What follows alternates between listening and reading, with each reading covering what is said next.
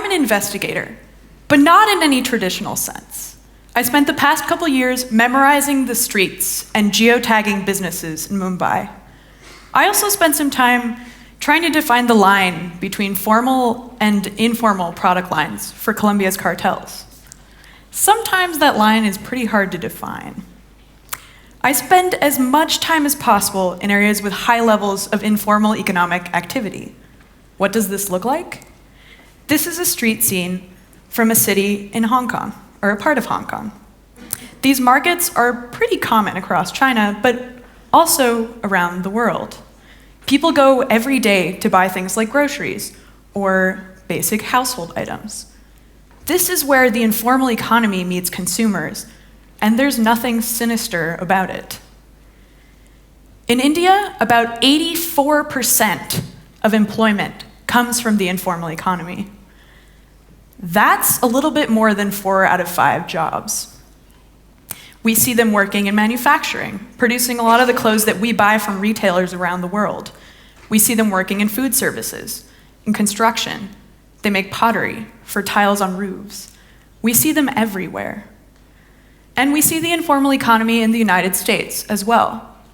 Industries like childcare are very easy to keep off record, paid in cash, tax-free.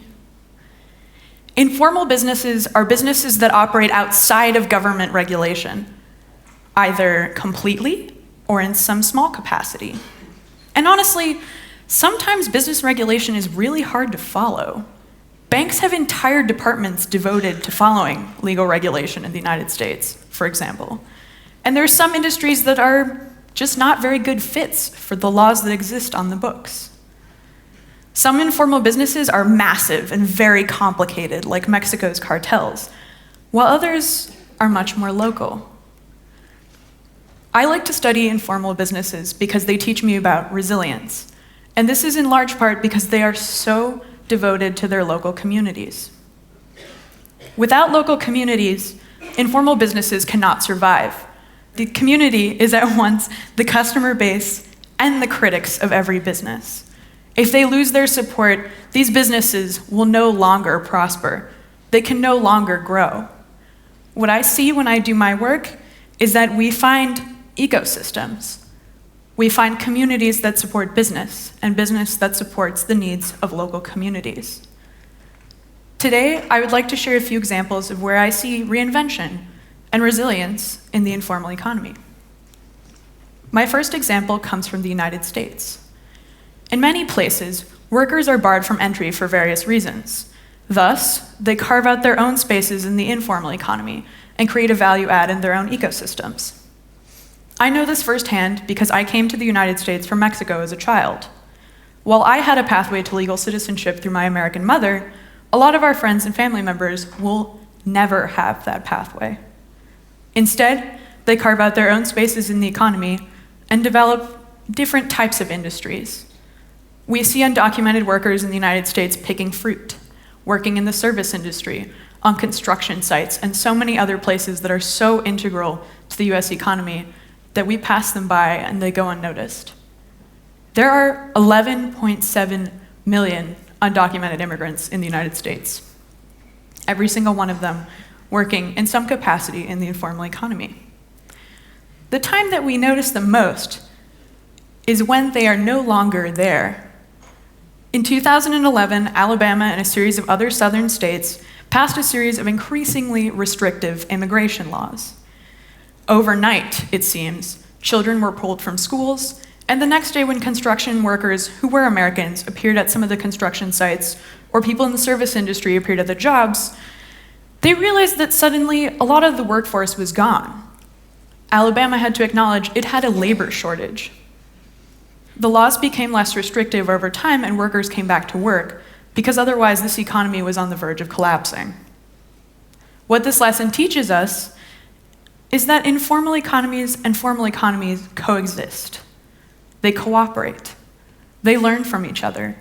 And as our system stands today, one cannot exist without the other. My second lesson comes from Yemen. Informal businesses that survive and thrive learn to respond very quickly to things that would affect the traditional ecosystem. In Yemen, this might be political turmoil, for example, or civil war, or natural disaster. The businesses that do particularly well respond extremely quickly to these threats. Sometimes, for example, gas lines are disturbed, and normal citizens have to wait in line for hours or sometimes even days at government-sanctioned sites for their ration of gas to run things like the generators in their houses or their cars. Around these times, informal entrepreneurs will set up strategic locations around the city where you can buy gas at a premium price, but you get to spend less time waiting in line. And the coolest part about these businesses is they appear just as soon as they are needed and disappear just as quickly. They're kind of like the perfect employee. They notice what you need and solve that need before you can even begin to ask for it. My final example is a bit controversial, and it's Airbnb. The product that it offers is not inherently illegal. If I'm renting you my apartment in New York, for example, for 3 nights, that doesn't seem particularly sinister. But governments don't know how to interact with this business. Several cities in the United States have decided that Airbnb is illegal, yet it continues to operate in many of those places because it's offering a product that people would like to pay for. The community itself continues to sustain this product. And while other governments try to grapple with how to tax this company, because yes, they can tax the company, but how do they tax me as someone renting out my apartment? They will continue to grapple with these questions, while other businesses start to pop up that look like Airbnb. For example, Onefinestay. Onefinestay has a much better relationship with governments. Why? Well, they keep everything on the book.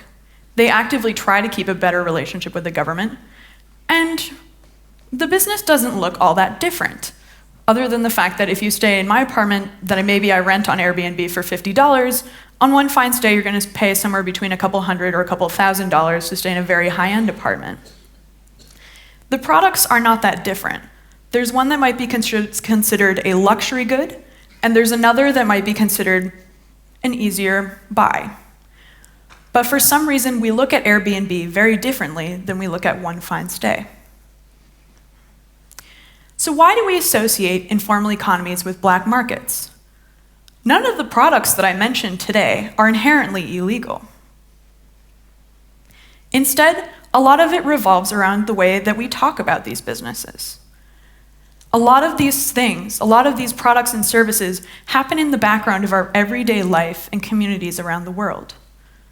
The communities that I study are often outside of government regulation, either because they keep intentionally low profiles or because they receive very little attention, even when they ask for it.